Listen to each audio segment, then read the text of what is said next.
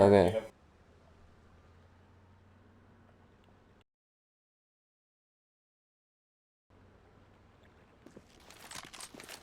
Alright, so this is gonna be a strat on Overpass, and so what I'm thinking is we do a 4-1, so we have 4B and 1A.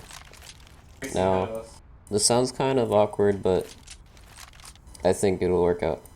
So here's what's gonna happen. Mark, or whoever wants to go Fountain, will, they will play around here. They'll smoke off this, or whatever, you know, like that, and they will play here.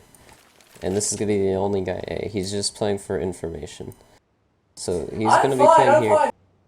He's gonna be playing here, and if they're coming towards A, he's gonna hear their footsteps coming through. So he'll be able to call out to his teammates, "Hey, I hear him A," and he's gonna fall back to about here.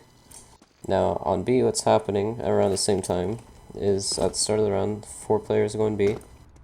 The Opper, we'll talk about him more later, but just for default, he'll be up in heaven.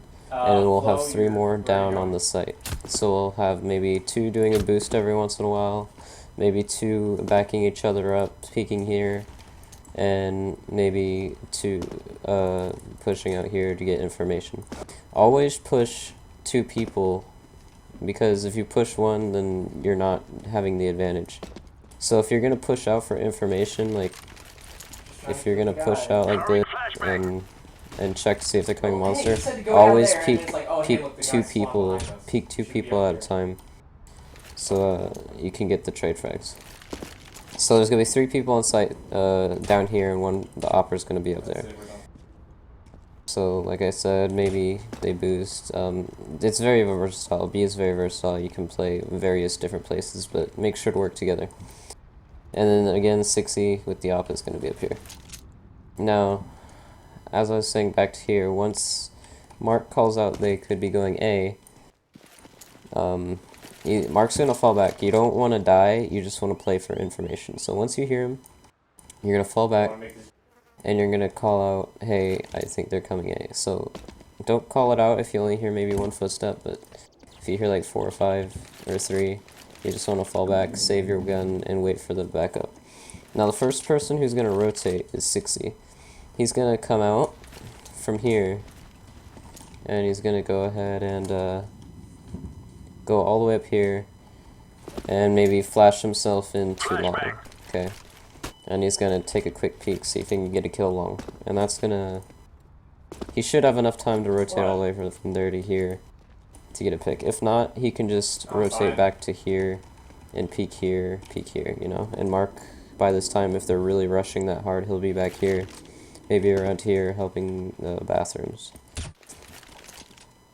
So, again, if they keep coming A, the rest will rotate. Maybe 2 people go up into here, into around here. Now, if they go B, of course, we'll already have 4 people B, so 4 people B, it'll be really good. So the thing is, though, after, I'm probably being really hard to follow here, but, okay, so after the 15 seconds of the smoke wears off, you're probably gonna have to fall back, to maybe bathrooms or something. But yeah, you can still play, maybe... So by the time the smoke fades away, sorry, I was thinking. By the time the smoke fades away, you're gonna fall back because you don't want to get killed from connector. No one's gonna be playing connector. So you're gonna fall back to maybe around here. And by the time that smoke fades, 6E is gonna be already coming back up to around here to play long, even if you didn't hear anything, because you're gonna fall back and you won't be able to hear the footsteps anymore. So now we have 2A, 3B. So basically we have 3B still on site, and 6E's playing a close rotate, maybe back here, like this. And again, Mark is watching his bathrooms somewhere. So yeah, that's pretty much the strat. So at the start of the round, we play 1 person A, He pushes up to here, listens for information. After this 15-second smoke wears off, because there's not going to be anyone playing connector. You need to listen for the footsteps, say, hey, I think they're coming, I hear maybe 2 or 3 footsteps, A. You fall back, maybe if they push you, get a pick, or get a pick here, but you don't want to die, you just want to play for information to get your team the proper rotations. And so now it's the upper 60. You're gonna have to be very, you have to be very flexible in how you play. Sometimes maybe you push up and try and get a pick here, or maybe you push up and get a pick here, or maybe you try to push monster with someone else. But the thing is though, the op has to be very versatile on this map. If a op can get a quick pick, like if 2 people, instead of Mark going here one round, if he comes and backs up 60 long and tries to get a pick, or if 60 just comes into birthday party here to get a pick here, that will give us a quick advantage, and we can just fall back to here, so we can watch, and 60 can go ahead and fall back through bathrooms to long and watch back here or something. And the thing is, we don't want to give up a lot of territory, because usually what I see end up happening is after we lose X amount of rounds, we end up saying, just play sites, and we end up playing like really close sites, but by the time they get up to here, they're so close to us that like we haven't had enough time allotted to rotate. So if we have Mark up here playing for information, and we hear them coming towards Fountain, we have the information already that they have people going towards A, so either they have manpower towards A to make a fake to B, or it's gonna be towards A. And the thing is, we're gonna have information people towards B too. So there's gonna be maybe a boost here every once in a while so we can see if they're coming here. So this 1-4 strategy gives you a lot of information to figure out where the other team is going and how you can set up accordingly.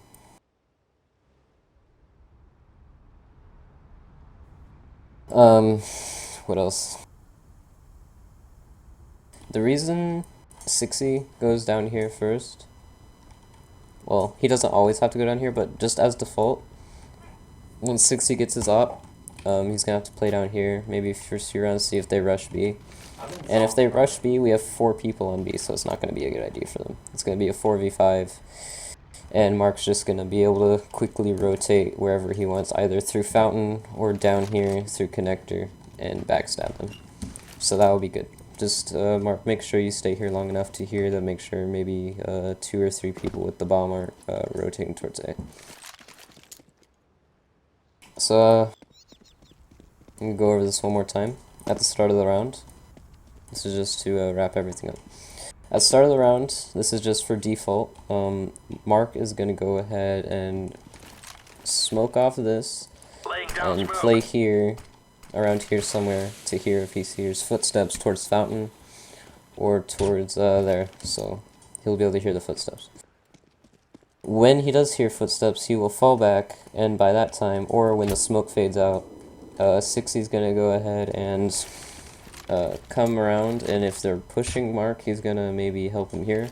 If not, he's just gonna either stay there if they're pushing up already, or maybe he can get a quick peek here. Like that. You can get a quick peek here and maybe get a kill. Flashbang. Seeing how I just did this flash. Throwing flashbang. It's a pretty good flash. Anyway. Okay. If 60 doesn't have an op, then he can just still go ahead and play B at the start of the round, but just make sure you play somewhere to where you can rotate to A quickly if Mark hears a lot of footsteps towards A. So yeah, that's pretty much the strat. We have 3 on B, 2 people, one person play maybe back here, and 2 people can play forward, maybe like barrels and up here, like over here on the thing. So yeah, that's pretty much it. That's the Inferno 1-4 strat, and thanks. Throwing smoke.